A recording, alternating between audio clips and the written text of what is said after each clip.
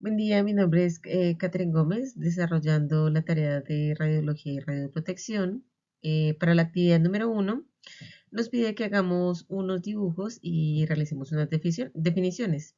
La primera es el efecto Compton y este fenómeno ocurre cuando un fotón de rayos X interactúa con un electrón en los átomos de un tejido. Y pues parte de la energía del fotón es transferida al electrón. Mientras el fotón cambia de dirección, esta pierde energía y este efecto pues predomina en los tejidos menos densos como los tejidos blandos del tórax. A medida que los fotones se dispersan, parte de la radiación sigue su camino hacia el detector de radiografía, lo que contribuye a la formación de tonos grises en las imágenes de los tejidos intermedios. Entonces, pues acá podemos ver cómo pierde la energía, cómo está acá podemos ver los rayos X moduladores y pues cómo esto se va pues visualizando a través de este gráfico. La siguiente definición es el efecto fotoeléctrico. Y digamos que es un poco más sencillo. Este ocurre cuando el fotón de rayos X transfiere toda su energía de un electrón a un átomo y este pues lo expulsa de su órbita. Aquí entonces ya lo podemos ver como es expulsado. Acá vemos la luz incidente, el material y acá los electrones pues ya eyectados. Este fenómeno es más probable en tejidos densos y con un alto número atómico como los huesos, debido a que hay más absorción del fotón. Y los tejidos donde predomina el efecto fotoeléctrico aparece como áreas radiopacas, lo que pues, nosotros vemos en las radiografías como las partes blancas, em, porque pues mucha poca radiación llega al detector, entonces por eso se ve de esa manera. El siguiente es la producción por pares. Este ocurre cuando el fotón de alta energía eh, interactúa con un núcleo de un átomo, transformándose en un par de partículas, un electrón y un positrón. Entonces, acá lo estamos viendo, el electrón y el positrón. Este fenómeno solo se observa en rayos gamma o rayos X de alta energía y no es común en los procedimientos radiográficos convencionales. Es más relevante en el campo de la radioterapia o en estudios de física nuclear. También nos piden que expliquemos un poco cómo es la colisión suave, fuerte y radiactiva. Yo lo quise como resumir en un solo dibujo como para que entendamos más o menos esto cómo va. Entonces, primero, las colisiones suaves es cuando el electrón cede una pequeña cantidad de energía a los electrones de un átomo de la materia. Las colisiones son más suaves y no causan una gran alteración del átomo. Entonces, por eso acá estamos viendo que prácticamente el átomo permanece íntegro. Y la mayor parte de la energía del electrón se conserva. Esta interacción contribuye a la ionización o excitación del átomo y por eso pues lo podemos ver acá en el dibujito como con la línea, o sea, las partes azules, que es la que tiene pues poca variación. Ahora, las colisiones fuertes, el electrón cede una gran cantidad de energía a los electrones del átomo. Acá lo estamos viendo. Y este tipo de interacciones es más violenta y puede provocar una ionización del átomo, expulsando electrones de las órbitas internas. Las colisiones fuertes son responsables de transferir energía significativa, generando radiación secundaria. Entonces, por eso acá lo estamos viendo como, por ejemplo, en el dibujito, cómo se ve pues, el mayor impacto de esta colisión. Y las interacciones radioactivas, en este caso, pues el electrón interactúa con el campo eléctrico magnético del núcleo del átomo, perdiendo parte de su energía en forma de radiación electromagnética o rayos X. Esta interacción es clave para la producción de radiación de frenado, donde el electrón desacelera al acercarse a su núcleo. Entonces, por eso también lo vemos así, pues de esta forma. Bueno, la siguiente nos piden que hablemos un poco de qué son los efectos radioopacos o radiolúcidos, como pues comúnmente se denomina en radiología, ¿no? Entonces, vamos a hablar primero de radio opaco, pues donde se representan donde las áreas donde los rayos X han sido altamente absorbidos por los tejidos, como lo hablábamos anteriormente en las definiciones, lo que genera una imagen radiopaca.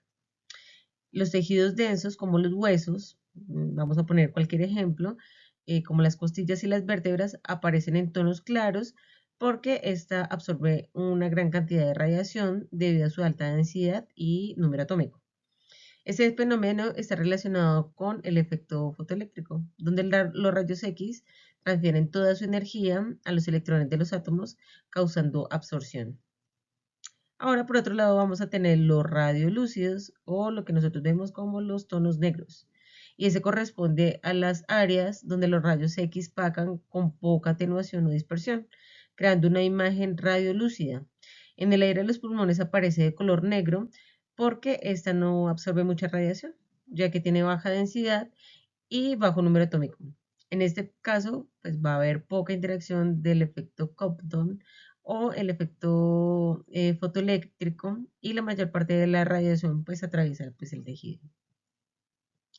Y también podemos hablar por otra parte de lo que son los tonos intermedios o grises.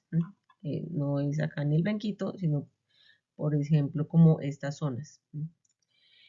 Los órganos blandos como el corazón, que acá lo estamos viendo justamente, los vasos sanguíneos y el diafragma aparecen en tonos grises porque pues este absorbe más rayos X que el aire, o bueno, por lo menos que los huesos, ¿no? Estos tejidos tienen una densidad intermedia, lo que genera una absorción parcial de los rayos X y el efecto Compton predomina en estas áreas causando una dispersión de los fotones de rayos X en lugar de su completa absorción. Así que podemos decir que una radiografía de tórax se caracteriza por la escala de blancos, de negros, de grises, y pues esta va a representar pues, la absorción y la dispersión de los rayos X. Estas variaciones pues de tonos está determinada por los efectos que ya les mencioné antes, como los efectos Compton y fotoeléctricos, los cuales intervienen en la forma en que la radiación interactúa con las materias. Pues ya hablamos y explicamos pues cada uno de ellos, el radio lúcido y el radio opaco. Y pues estos fenómenos combinados crean la variedad de grises que por lo general podemos ver en una radiografía, en este caso pues una radiografía de tórax. Bueno, para el siguiente punto, nos pide, esto es de dosimetría, nos piden resolver un ejercicio. Entonces, nos piden que en una instalación se mide una tasa de exposición de 15 de milirrogens por hora y que la expresamos en una lectura de miligrays horas y que recordemos convertir los rogens en grays. Así que primero pues vamos a tener en cuenta cuáles son los puntos que tenemos que hacer, ¿no? Entonces yo lo que hice fue agarrar los milirrogen por hora, que esa sería la exposición que corresponde a una medida de la ionización producida en el aire por la radiación X o gamma, y los miligrays hora, que esa sería pues la dosis absorbida. Entonces el primer paso es convertir los milirrogens a los rogens, así que convertimos la tasa de exposición de la siguiente manera. Entonces, un rogen es equivalente a 1000 milirrogens. Por lo tanto, si la tasa de exposición sería de 15 milirrogen hora, lo que tendríamos que hacer pues, es una multiplicación simple, lo que nos daría que tendríamos 0.015 rogen hora. Por otra parte, el Grace, la dosis absorbida, que equivale a 1000 rats. Lo equivalente a estas dos unidades es un rat, es igual. Entonces, un rat es igual a 100 ergios gramo.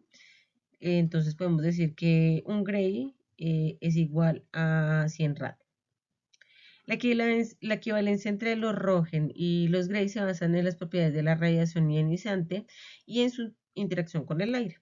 Entonces, en este orden de ideas podemos decir que a este punto un Röntgen es igual a 0,0876 grays, por lo tanto hacemos una conversión. Entonces, 0,15 Röntgen hora por los 0,00876 grays hora, lo que nos va a dar un cálculo de 0,001314 grays hora.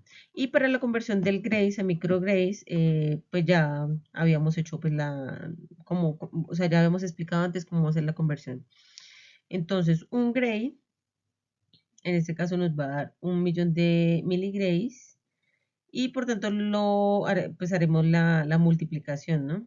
Lo que nos va a dar un resultado de una exposición final de la siguiente manera. La tasa de exposición de 15, lo que nos estaba pidiendo, milirrogen hora es equivalente a 131,4 miligrays hora. Entonces, pues espero que se haya un poco entendido cómo hicimos la resolución del ejercicio, recordando pues que primero es importante hacer las equivalencias para que podamos tener pues un cálculo pues exacto, ¿no? Y saber qué es lo que estamos convirtiendo, por eso pues me pareció importante poner en cada ítem qué era lo que queríamos buscar pues con el ejercicio. Así que les agradezco mucho su atención, espero vernos en un próximo video con la resolución de una próxima tarea. Hasta pronto. La actividad número 5 consiste en mencionar y explicar los tipos de exposición de acuerdo con lo revisado en la resolución 1434 del Ministerio de Minas y Energía. Mencione y explique la definición y características para la zona controlada y zona supervisada. Bueno, en las resoluciones dice que la exposición ocupacional significativa. Esta exposición es al personal asignado en las áreas de control para llevar a cabo labores y que han sometido a radiaciones en altas dosis. Este individuo debe someterse a un seguimiento continuo debido a la exposición radiológica y este debe verificarse en todo individuo que labore en esta área, considerando ya con esta exposición ya sobrepasa los límites permitidos y controlados por muchos sentidos. La exposición a contaminación radioactiva es es la persona empleadora en las empresas o instituciones dedicadas a la empleabilidad de radiaciones deberán identificar al menos a los trabajadores de la contaminación radiactiva, incluso a los que utilicen medidas de protección respiratoria, y en la medida de lo necesario es que se dispongan a organizarse un seguimiento radiológico adecuado para demostrar la efectividad de la protección proporcionada y en su caso evaluar la dosis de material radioactivo incorporado o generado. Bueno, la zona controlada es aquella donde la exposición de radiación ionizante puede exceder los límites establecidos por las autoridades de protección sanitaria y se necesitan protocolos de seguridad especiales para reducir sus riesgos. La zona supervisada, en esta zona la exposición de la radiación ionizante está por debajo de los límites establecidos por las autoridades sanitarias. En esta área la exposición a las radiaciones es más mínimo que en la zona controlada, pero aún pueden representar un riesgo potencial para la salud, aunque esté más abajo. Acá un dibujo de la zona controlada y la zona supervisada. La actividad número 7 consiste en la detención de la radiación. Se fundamenta en el efecto físico o químico que produce la radiación en la manera con la que interactúa. Dando esto, dibuje la estructura del instrumento utilizado para la detención y medida de radiación y describe sus características principales y usos y explique su funcionamiento. En los detectores por luminiscencia estimulada ópticamente, es una técnica utilizada para fechar minerales. Esta técnica se basa en el principio de que en ciertos minerales como el cuarzo y el feldespato, los electrones de sus cristales pueden quedar atrapados entre la banda de valencia y la banda de conducción tras una excitación por la radiación ionizante emitida por los radionuclidos presentes de forma natural en el suelo. Acá nuestro dibujo más explicativo. Los detectores termoionizantes, detector de radiación que utiliza una sustancia termoionizante, la cual por estimulación térmica emite una radiación luminizante cuya intensidad es función de la energía almacenada en el detector durante su irradiación. La termoluminiscencia es la emisión de la luz cuando un material que ha sido expuesto a radiación ionizante es calentado.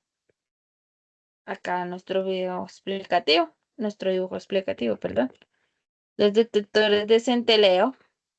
Los detectores de centelleo se basan en hechos de cuáles son ciertos materiales son atravesados por la radiación y sus átomos o moléculas son excitados, produciéndose su casi inmediata descitación mediante emisión de luz, cuya longitud de onda es próxima al espectro visible.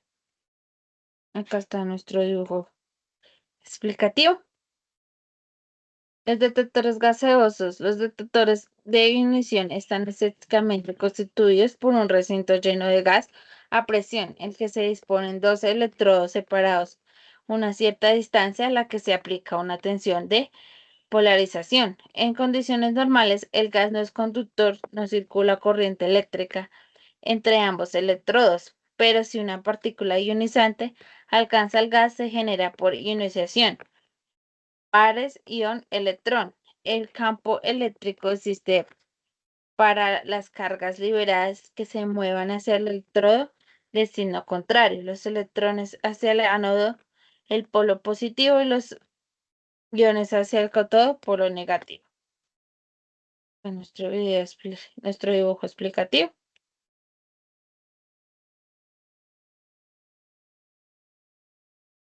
Y eso es todo. Muchísimas gracias.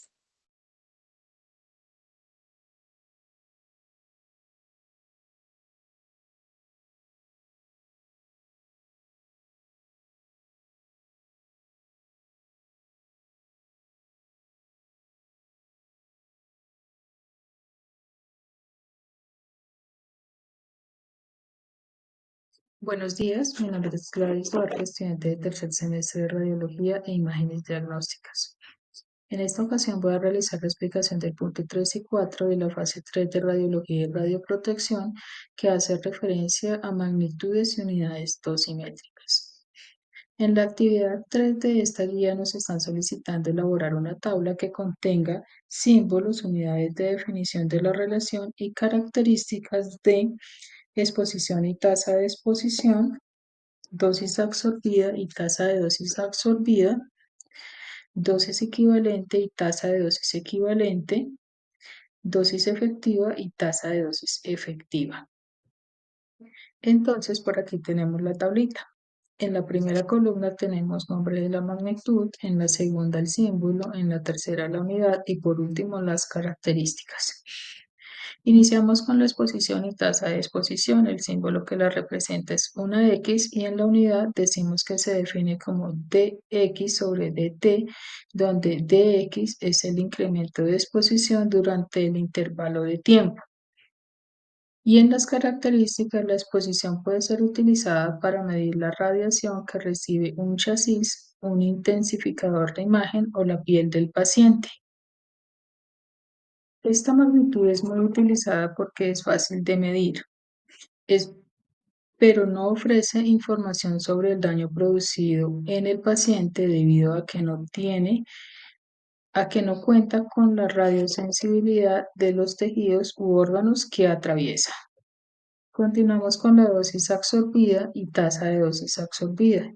Su símbolo es una D y en la unidad tenemos que es un GI o Gray, que es la unidad de medida de radiación ionizante. En el Sistema Internacional de Unidades es el GI, que es igual a J sobre K. sobre kg. Un gray equivale a 100 radiaciones de las antiguas unidades. Si se desea convertir un valor de exposición en dosis absorbida, debe utilizarse factores de conversión que dependan del material. En el caso de rayos X utilizados en el radiodiagnóstico, los factores de conversión toman valores entre 0,91 y 0,95 aproximadamente para la mayoría de los tejidos u órganos. En las características tenemos que es ionizante y la dosis absorbida es una magnitud que expresa la cantidad de energía absorbida por cantidad de masa en un material. Es una magnitud genérica definida para cualquier tipo de radiación o material, que se utiliza en radiobiología debido a que es una excelente magnitud para estimular el daño producido por una radiación en un órgano que ha sido irradiado por un tipo específico de radiación.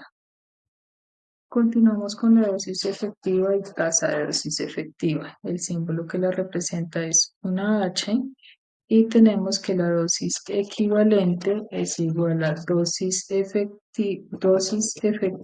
que es igual a D por D. D es igual a dosis absorbida en un material. Q es el factor de calidad de la radiación y es la constante adimensional que pondera la efectividad biológica en la calidad de radiación. Se calcula absorbiendo la distribución de la energía a nivel de microscopio LED. Una de sus características es que se utiliza para la cantidad de dosis de tales como dosis equivalente y dosis efectiva, que representan el riesgo de radiación externa y fuentes externas al cuerpo, y dosis comprometidas que representan el riesgo de radiación interno debido a sustancias radioactivas inhaladas o ingeridas. Otra característica es la magnitud conocida como dosis efectiva. Introduce factores de peso y pondera estos factores biológicos que funcionan en función de la radiación de forma de dosis equivalente se define como producto entre uno de estos factores de peso y dosis absorbida. Y por último tenemos la dosis efectiva y tasa de dosis efectiva. El símbolo que la representa es una E y tenemos que la dosis efectiva es la suma de las dosis ponderadas en todos los tejidos u órganos del cuerpo, especificados en la norma, a causa de irradiaciones internas y externas. HT es la dosis equivalente en tejido u órgano, la T representa el tiempo, WT es el factor de ponderación del tejido. Una de sus características es la dosis efectiva es la suma ponderada de la dosis equivalente a todos los tejidos u órganos pertinentes, con el fin de indicar la combinación de diferentes dosis y diferentes tejidos, de manera que sea posible la correlación con el total de los efectos estocásticos. Esto es aplicable aunque la distribución de la dosis absorbida por el cuerpo humano no sea homogénea. En el punto 4 nos solicitaban un listado de factores de ponderación de radiación del tejido e identifique su relación con la dosis efectiva y equivalente. Aquí tenemos el cuadrito de relación de los tejidos u órganos con la dosis efectiva y equivalente. Entonces, decimos que el factor de ponderación del tejido y dosis efectiva, la relación entre la probabilidad de aparición de efectos estocásticos y la dosis equivalente depende también del órgano o tejido irradiado. La dosis efectiva es una dosis absorbida doblemente ponderada, ya que contempla el tipo de radiación, la energía que aporta y el órgano o tejido afectado. Entonces, multiplicamos el porcentaje de ponderación del tejido por los órganos, que aquí serían 6, serían 0,12 por 6 y el valor que nos arroja es 0,72. De esa misma manera vamos a hacer lo mismo con los demás órganos y y el valor total que nos da es el 100%. Ya esto sería todo por esta actividad del punto 3 y 4 de esta guía. Muchas gracias, que tengan un buen día. Buenas noches, mi nombre es Paola Rivera, soy estudiante de Radiología e Imágenes Diagnósticas de la Universidad UNAD. El día de hoy expondré la tarea 3 de radioprotección. Las actividades que escogí fue la actividad 8 y la actividad 9. En la actividad 8, con un tensímetro se mide una tasa de dosis absorbida de 0,33 mgIH a partir de una fuente gamma de 1 metro. Exprese la lectura en mSVH para la dosis equivalente y la dosis efectiva, suponiendo que queremos medir en piel. Explique el procedimiento. El paso 1 es convertir la tasa de dosis absorbida de mgIH a mSVH. Entonces, se debe multiplicar el factor de la ponderación de radiación para la radiación de gamma, que sería 1. Entonces, tomamos la tasa de dosis equivalente y la dosis absorbida por la ponderación. Tomamos 0,33 por 1, eso nos da igual a 0,33 mSVH. El segundo paso es calcular la tasa de dosis equivalente de la piel. Se debe considerar el factor de la ponderación del tejido para la piel, que sería 0,01, y la tasa equivalente por la dosis equivalente, que tomamos 0,33, o sea, tomamos 0,33 mSVH por 0,01, eso nos da un 0,0033 mSVH. El paso 3 es calcular la tasa de dosis efectiva E. Podemos suponer que la dosis efectiva es igual a la tasa de dosis equivalente en la piel. Tomamos la dosis efectiva, que es 0,03, y la multiplicamos por la dosis equivalente de la piel, que sería 0,001. Eso nos da un 0,003 mSv. Por lo tanto, la lectura en mSVH para dosis equivalente y la dosis efectiva es de 0,003 mSVH. Lo que se hizo fue multiplicar. En la actividad 9,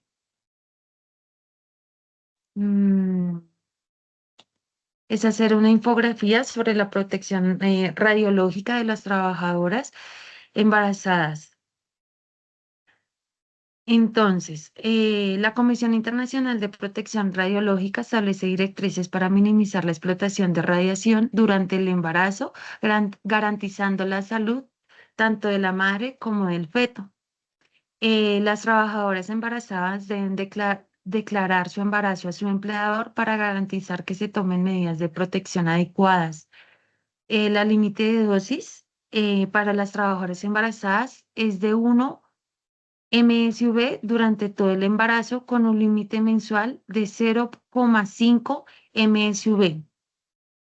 Evaluamos los riesgos. Los empleadores deben llevar a cabo una evaluación de riesgos para identificar los posibles riesgos de exposición a la radiación de las trabajadoras embarazadas. Se debe ajustar el lugar de trabajo. Los empleadores deben hacer un ajuste necesario en el lugar de trabajo para minimizar la exposición a la radiación de las trabajadoras embarazadas. Y algunas de sus recomendaciones: Las trabajadoras embarazadas deben ser informadas sobre los riesgos de la exposición a la radiación y las medidas adoptadas para protegerlas. Bueno, hay unas